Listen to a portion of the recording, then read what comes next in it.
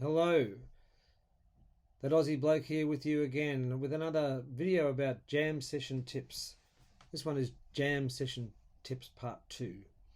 I've got a little list here on the computer that I'm going to refer to as I go.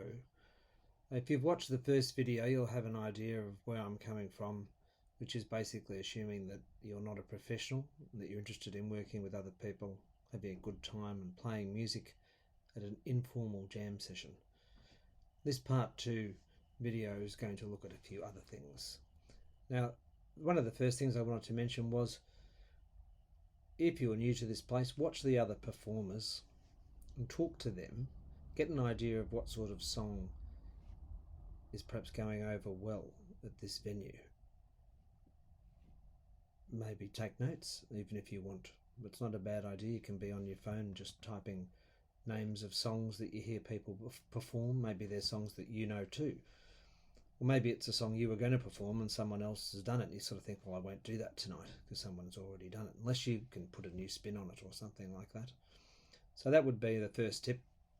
Watch other performers, talk to them, see which songs go over well.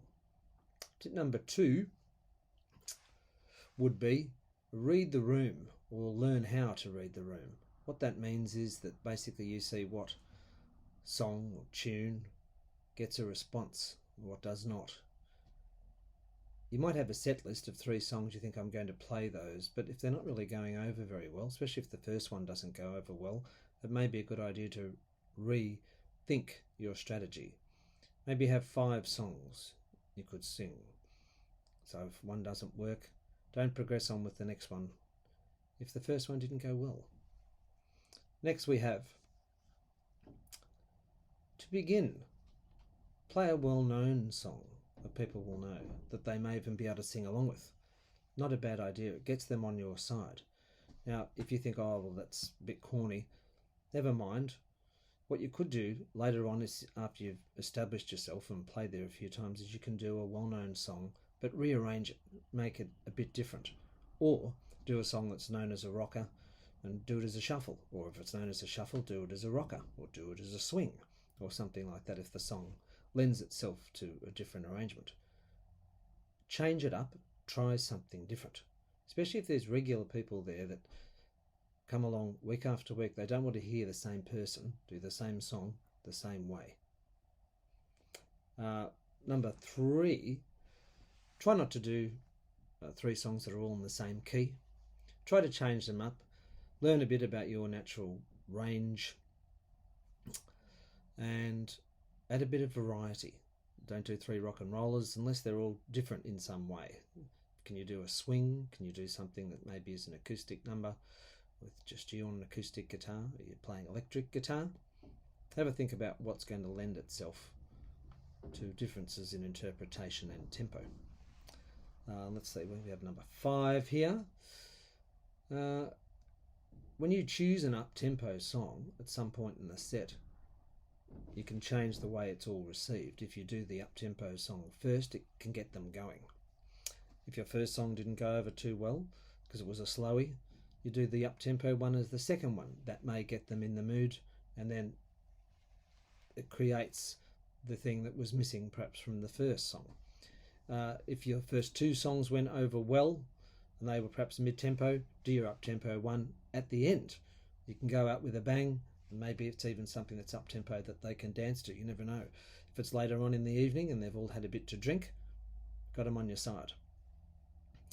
Now, it's good to know lots of other songs. That way, if you get up there and the drummer and bassist don't know the song and you're not sure what to do, just say, well, it sort of sounds like this song. We're sort of doing a shuffle. It sounds like, Hoochie Coochie Man, or it sounds like Patsy Cline's Crazy. It's a mid-tempo ballad.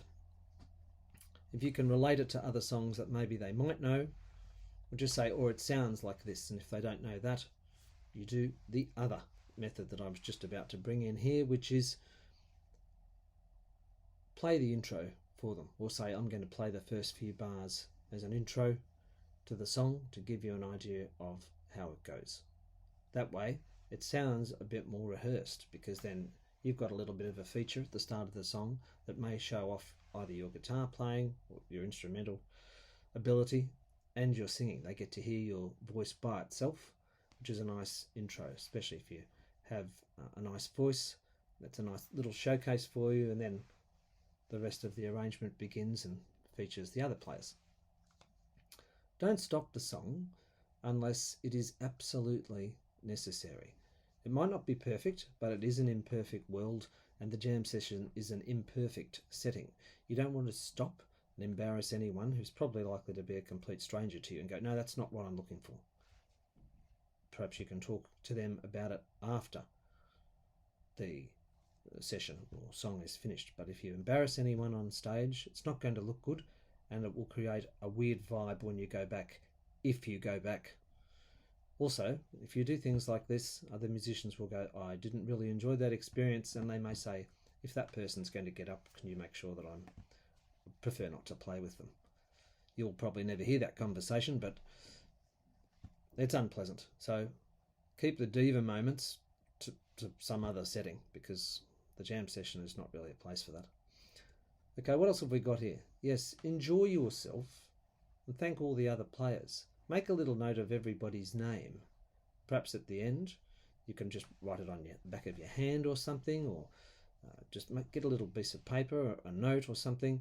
Just go and say, hello, what's your name? Of course, you shake hands with everybody. What's your name? And what's your name? Then at the end of the song, you can say, I hope you enjoyed that, everybody. Thank you very much. I'd like you to meet Joe on the guitar. That's Jane on the keyboard. Jim on the drums. My name's whatever your name is.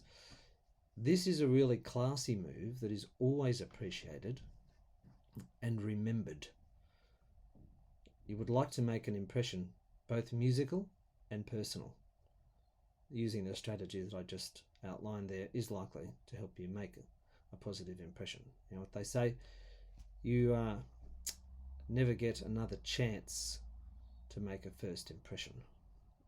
So why not do it?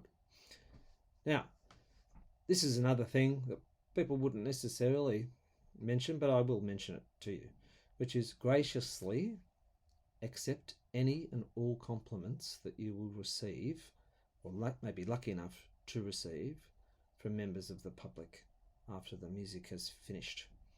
Or if someone else that you're playing with is given a compliment, you can then say, I agree with you, it was absolutely fantastic the way they played this particular part, or perhaps their solo was particularly memorable or something. Just basically talk about the other people and say, wasn't that a fantastic piano solo? It was really affecting, or just created them such a fantastic mood.